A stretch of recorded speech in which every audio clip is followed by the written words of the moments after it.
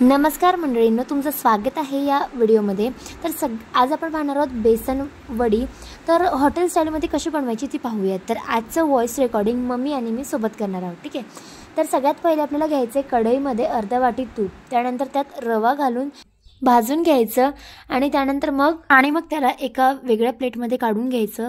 नंतर पुन्हा तूप घालायचं आणि तुपामध्ये तुम्ही छान बेसन 2 वाटी बेसन आहे ते छान भाजून घ्यायचं। लालसर होऊस्तर ते भाजा।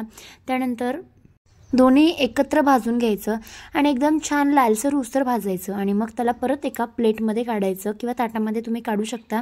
त्यानंतर त्यामध्ये तुम्ही बदाम, काजू, त्याचप्रमाणे तुमचं ड्रायफ्रूट्स तुम्ही टाकू शकता, मेवा तुम्ही टाकू शकता।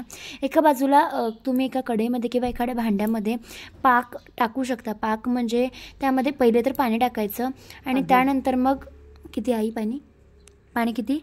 अर्धा किलो रव्याला 1 ग्लास पाणी टाकायचं। अर्धा किलो रव्यासाठी 1 ग्लास पाणी टाकायचं।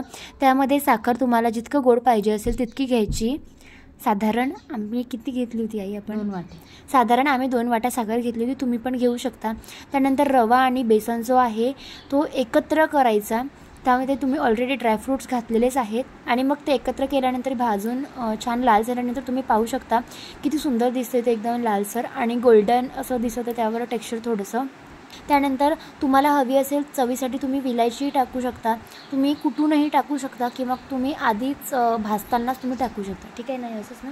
हां, आम्ही असं वरतून टाकून घेतली।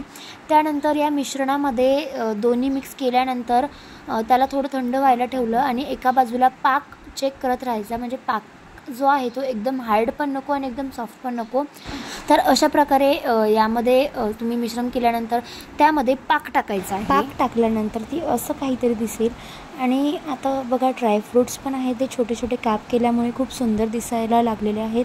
त्यानंतर एका थालीमध्ये हे सगळं काही काढून घ्यायचं, म्हणजे त्याचं तुम्ही जोपर्यंत ते थंड करायला ठेवलेलं होतं मिश्रण केल्यानंतर ती, आणि जो काही तुम्हाला टेक्स्चर दिसत होता तो थंड केल्यानंतर ते एका ताटामध्ये ठेवायचं आणि ते ताट फ्रीजमध्ये ठेवून द्यायचं थोड्या वेळेसाठी। ते जोपर्यंत बसत नाही तोपर्यंत ताटाला आधी तेल लावायचं, त्यानंतर त्यामध्ये ह्या वड्या ठेवायसाठी करायच्या।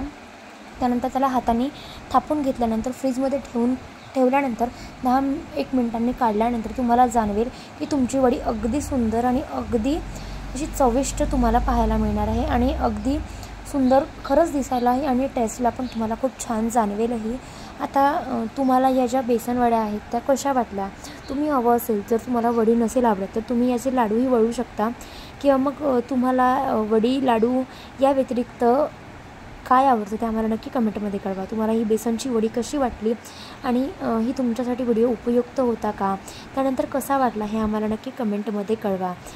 चला तर मग आम्ही करतो बेसन वडी एन्जॉय, तर तुम्ही करा कमेंटमध्ये। ओके, व्हिडिओ पाहिल्याबद्दल धन्यवाद।